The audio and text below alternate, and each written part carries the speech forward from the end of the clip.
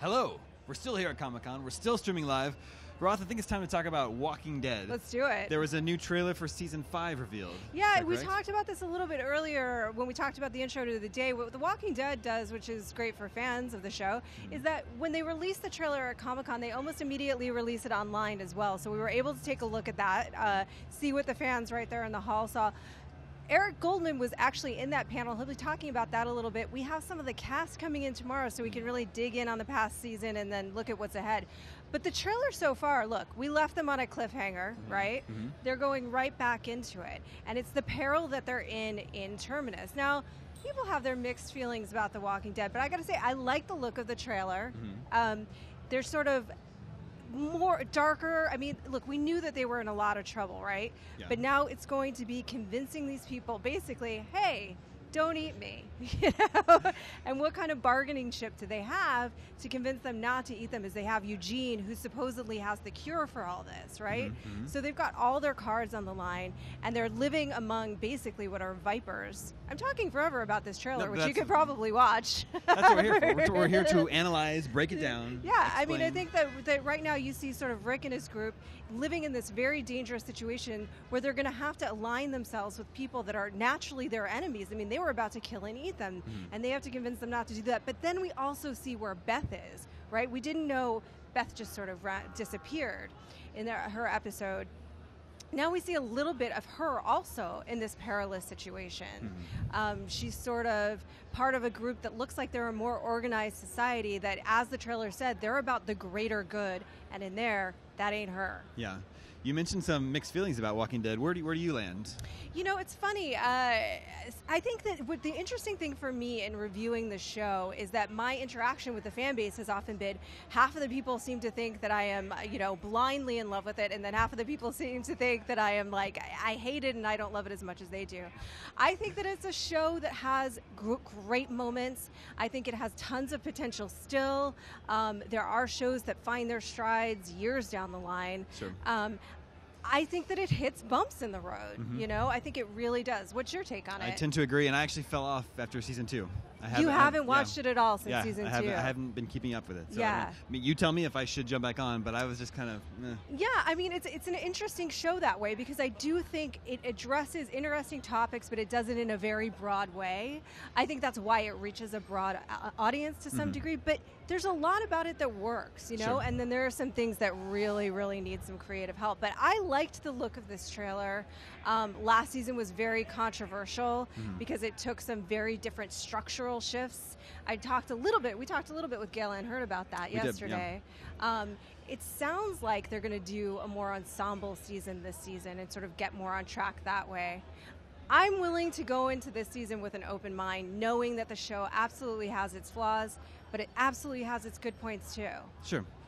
What else has been going on today? You mentioned something about Vision. Yeah, well, we had our first look at Vision. The first look at Vision was released, and that's kind of great for fans. And it sort of makes me think, well, what else is Marvel up to? What else are they going to sort of release heading into their big day tomorrow and their big night? Vision was a character that everybody was really excited to get a look at, right? So that's sort of exciting. And they're going to have their big panel. We're expecting some big reveals. We've talked about this a lot. I wonder if we're not going to get a much clearer look. We've already seen Ultron. They released that, you know. Yeah. What would you like to see from Avengers 2? We've got James Spader here. Yes. So I don't know. Would you like to hear what Ultron sounds like? Yeah, that's what I thought. Can they give us a sound clip, an audio clip? What's he going to sound like? Yeah, I don't know, and that's a good question. You wonder what kind of what they're going to bring from production, if they are going to bring a teaser reel and things like that. I think that sometimes, like we were talking about earlier with DC, sometimes even just a look at these characters is enough to get people really excited. Yeah, sure. There was some big Game of Thrones casting news today. We have that up at the site. You can sort of read the whole list, but for book readers, it lets you know where we're headed, like we said. So we don't have the specifics on that casting over here? It's up on the site. I don't have it in my brain right now. I don't have every actor's name sort of memorized, but I do know that they cast. They're called, and I don't want to, and this is the funny thing this is the tricky thing for us about Game of Thrones, and you guys let us know what you think about this. We're never really sure what to say, because I do know who some of these characters are, right? Like, I know who the Sand Snakes are. You have read the books? Yeah. Okay. So, but... See, I haven't, so it is all sort of a surprise to me as I watch. Yeah. So do you want to really know who these characters are? I don't want to tell you if you would rather have the surprise during the show. Yeah, I get that. But they did recast Cersei's daughter. We know that. The Game of Thrones recast a lot. I don't even remember what she looked like. So she wasn't a big character. Mahershala, she was shipped off to Dorne, I know, if you'll remember. It's been seasons. Yeah. So they recast her. So that gives you a little hint, right? Yeah, for sure. Well, Dorne, characters from Dorne played a big role in last season too. Yeah. So. Would you like to see some of that world? Yeah, I would love to see. I've heard. I don't. I also don't want to say too much, but I've heard that Oberon's daughters play a role, and I'm very excited to see how that plays out too. Possibly contentious question: is Game of Thrones the best show on TV right now? Well, it's not on right now. I know, that's but like, how I is get it the around show that. that's aired? Okay. Cop out. No. It's interesting because certainly it is probably my favorite show on TV. I think it's incredible. I happen to be a lover of fantasy. It's very well constructed. It's got dynamic characters. I also loved Fargo this season. I also loved True Detective. I haven't watched Fargo yet. It's so great. That's what everybody says. It's really great. I also love True Detective. I think that's phenomenal television. Great. The thing is, this is the golden age of television. Wouldn't you agree? 100%.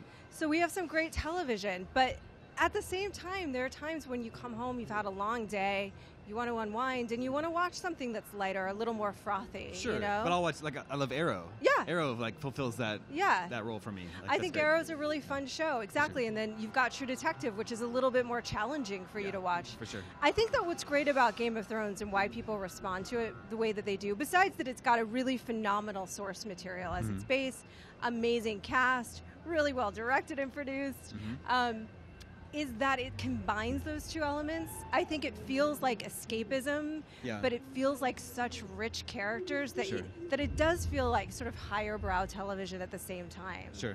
Yeah, I think you're probably right about that. Yeah, there's very few things can kind of capture both of those elements.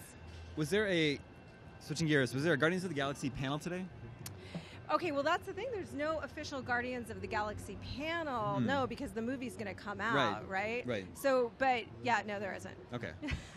Well, then going back to a question I asked you off camera a couple of days ago, I asked you what is the best movie you've seen in theaters this year so far? Yeah. And you said it was Guardians of the Galaxy. I cheated, right? Yeah. Because, okay, here's the deal. Guardians of the Galaxy is not out in theaters yet, but I was fortunate enough doing the junket that I was able to see it.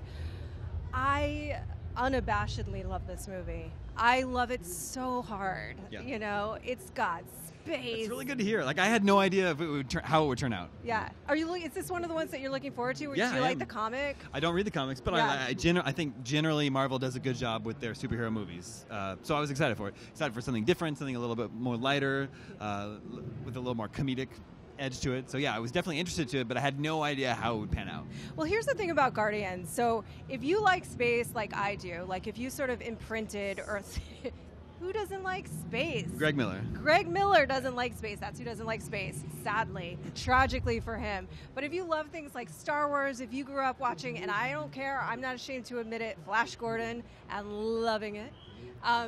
These are fun characters. They're very dynamic. It's got that James Gunn humor that you want, but it's also got a lot of heart. It kind of takes the comic book genre and then it turns it on its head. It's making fun of it, but it doesn't become a parody. That's so great. It's hilarious without, but still it is a comic book movie. I'm really excited to see it. Roth, thanks for chatting with me out here. Thank you. We're going to jump to a break, but don't go anywhere. We'll be right back after these messages.